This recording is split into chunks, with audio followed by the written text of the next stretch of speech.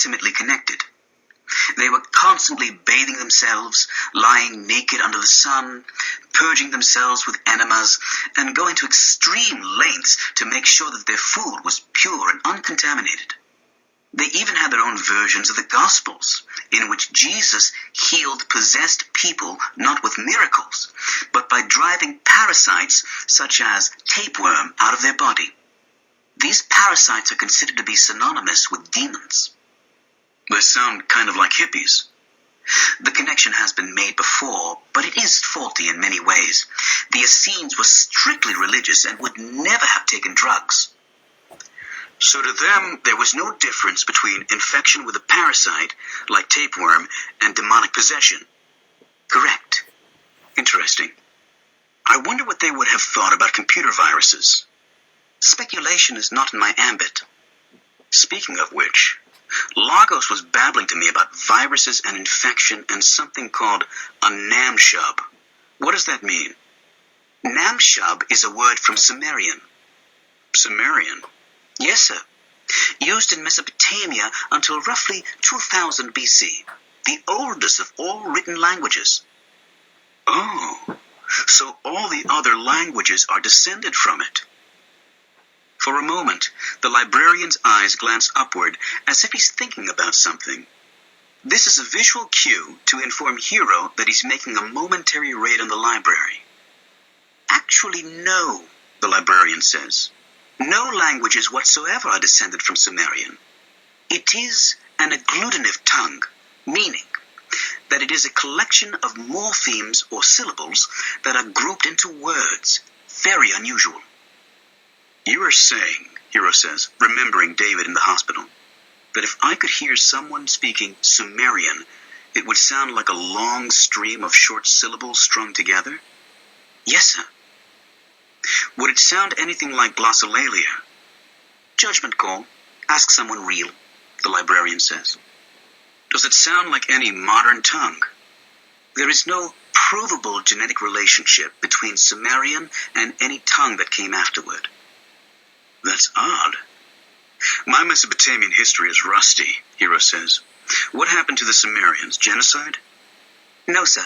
They were conquered, but there's no evidence of genocide per se. Everyone gets conquered sooner or later, Hero says. But their languages don't die out. Why did Sumerian disappear?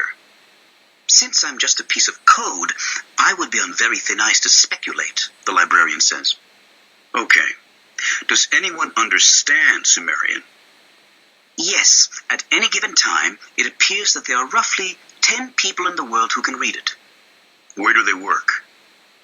One in Israel, one at the British Museum, one in Iraq, one at the University of Chicago, one at the University of Pennsylvania, and 5 at Rife Bible College in Houston, Texas.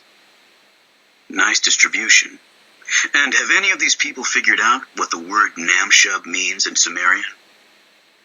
Yes. A Nam Shub is a speech with magical force. The closest English equivalent would be incantation, but this has a number of incorrect connotations. Did the Sumerians believe in magic? The librarian shakes his head minutely. This is the kind of seemingly precise question that is in fact very profound, and that pieces of software, such as myself, are notoriously clumsy at. Allow me to quote from Kramer, Samuel Noah, and Mayer, John R. Myths of Enki, the Crafty God, New York, Oxford, Oxford University Press, 1989. Quote, religion, magic, and medicine are so completely intertwined in Mesopotamia that separating them is frustrating and perhaps futile work.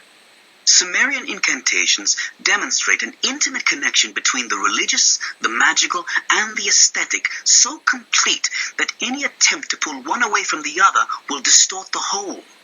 End quote. There is more material in here that might help explain the subject. In where? In the next room, the librarian says, gesturing at the wall. He walks over and slides the rice paper partition out of the way. A speech with magical force.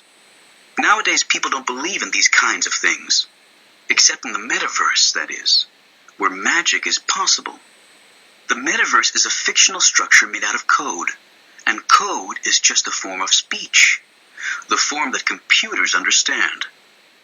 The metaverse in its entirety could be considered a single vast Nam Shub, enacting itself on L. Bob Reif's fiber optic network. The voice phone rings. "Just a second," Hiro says.